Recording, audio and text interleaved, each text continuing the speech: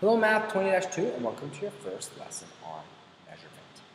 Now, this lesson here is going to be a review of stuff you learned in Math 10.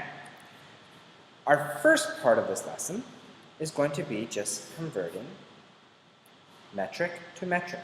Then we will get into some converting imperial to metric and just common ratios, okay? So here's the first question. It says, using the number line that's given, which you'll have on your formula sheets, convert 1 meter to centimeters. Now if I look at that, 1 centimeter right there is equal to 0.01 meters. That's what that's saying.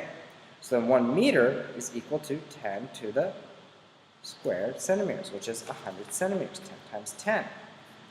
So that is 1 multiplied by 10 squared, which is equal to 100 centimeters. Next one says 2.3 liters to milliliters. So we're going from liters to milliliters, which is right there. So this is a big unit to the smaller units, right? So what do I have to do? It's the same as 10 to the 3, because the decimals are over 1, 2, 3. So in this case, it's going to be moved over 3 the other way. So that's 2.3 times 10 to the 3. So we're going to move the decimal over 3 that way. So we have 2, 3. So it's 2,300 milliliters. Okay? Next one is we're going to convert centimeters to meters. So go back to our trusty scale. We want centimeters here to meters. Well, to go that way, it is 1, 2, 3. Move the decimal that way. So we're going to push the decimal 1, 2, whoops, just 2, not 3, which will give us 7.5 meters, okay? Or we times this by 10 to the negative 2. Let's take a look at the next one. We're going milligrams to kilograms. So we have milligrams to kilograms. So we're going this way. So our decimal is going to move that way. So moving this way. When we move this way, our decimal moves that way. Okay? So if we're going this way, we move the decimal that way. If we're going this way, we move the decimal that way. So what did we say? Milligrams to kilograms. So milligrams, we go 1, 2, 3. 3 there. Then we start always at the end and move over. 3, 4, 5, 6. So that's 6. So that is 7, 2, 3, 5, 0. 7, 2, 3, 5, 0 times 10 to the negative 6. Move the decimal 6 places. 1, 2, 3, 4, 5, 6. There's a 0, decimal 0. So we get 0.07235 kilograms. And that's how many 72,000 milligrams is. So 0.07 kilograms approximately. Okay? Hopefully you understood that. Now let's take a look at the next one. An example 2. It says, a sideshow of collectibles is showing these dinosaurs, these little figurine dinosaurs. Not going to be real, but they're these little fake scale models. In this one here, it says 1 centimeter is a representative of 2.1 feet. Okay? Now, what is that equal to? We said the actual statue is 12.5 centimeters tall. And we want to know how tall it is. That's x feet. So to do this, I'm going to cross multiply. Put my x there, put it there. So I end up getting x feet, if I put it all by itself and it has to be on top, is equal to, well, 12.5 multiplied by 2.1 all over 1, which ends up giving me a total of 26.25, I believe, feet. That's it. So that's how tall the dinosaur should be in real life. All right, let's take a look at the next one. Use proportional reasoning to convert 0.05 miles to inches. So we have 0.05 miles. Okay? Now, first of all, let's go 1 mile. That's easier. Base is 1 mile is equal to how many inches?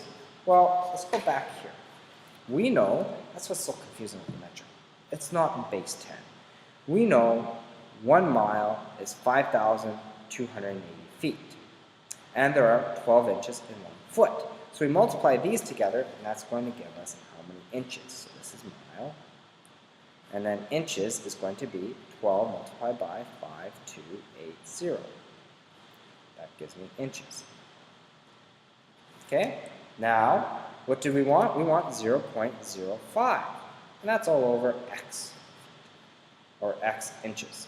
Sorry, let's do the one above. It's x inches. So once again, we're going to isolate for this here.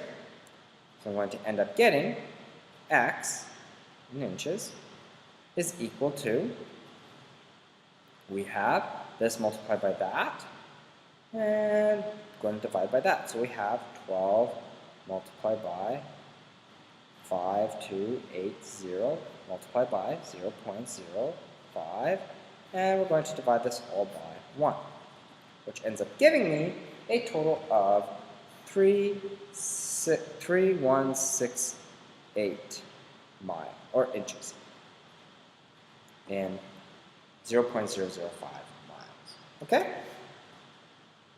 Oh, my ES there. Inches. So, another method of doing the last one is called unit conversion. So what do we have to do to first solve this? Well, we're in miles, we want to go to inches. So the first thing I would do is, number 1, convert miles to feet.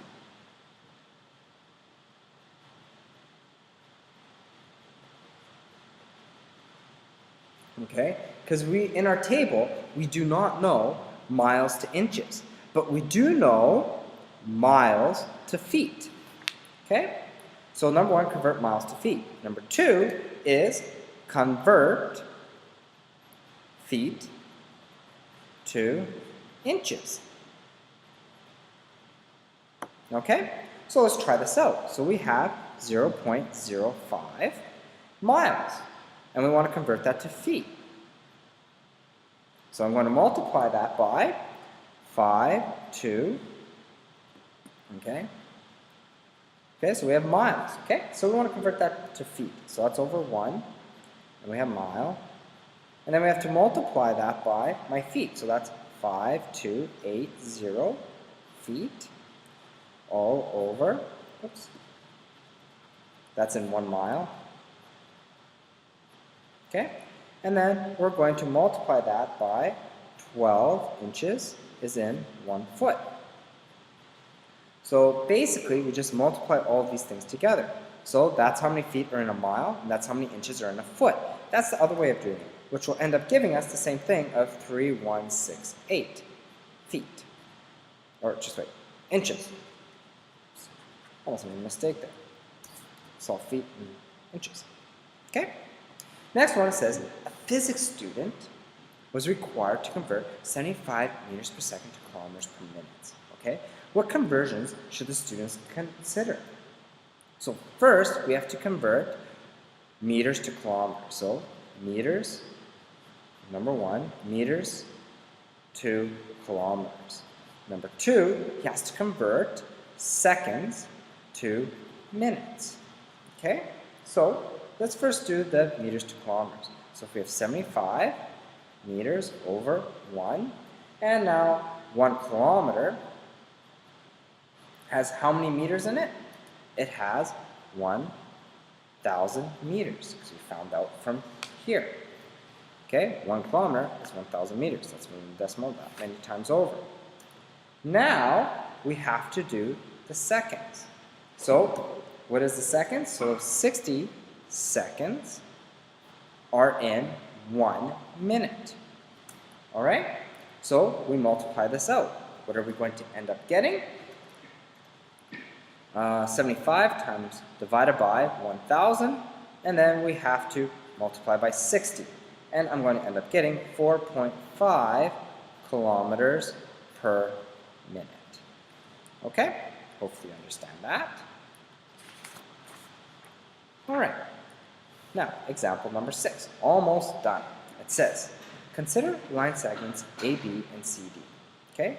Determine the slope of each line using rise over run. So we're just going to look at my rise over run.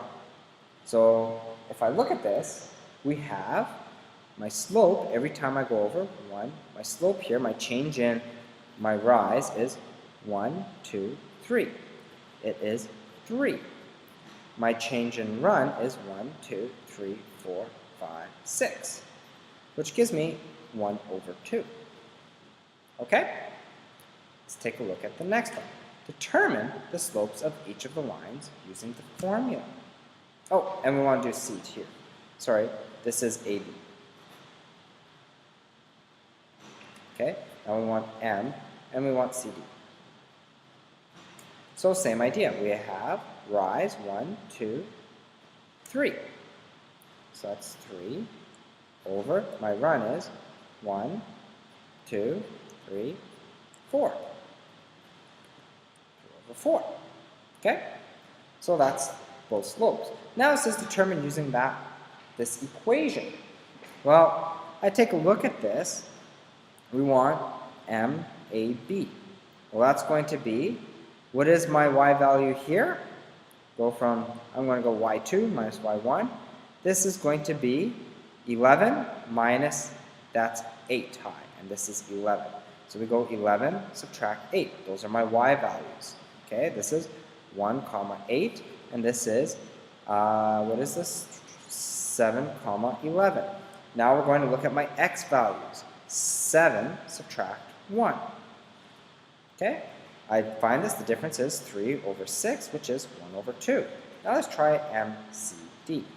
Put these in. This point here is 6, 5. 6, 5. And this point here is going to be 10, 2, I believe.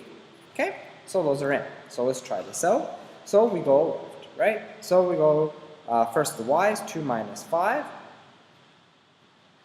All over. Oop. This one was going down, so that should have been a negative. I made a mistake there.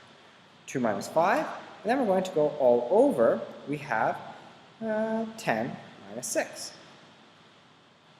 which will give me a total of negative 3 over 4. And that's it, which we get the same answers here. Oops, this should be positive.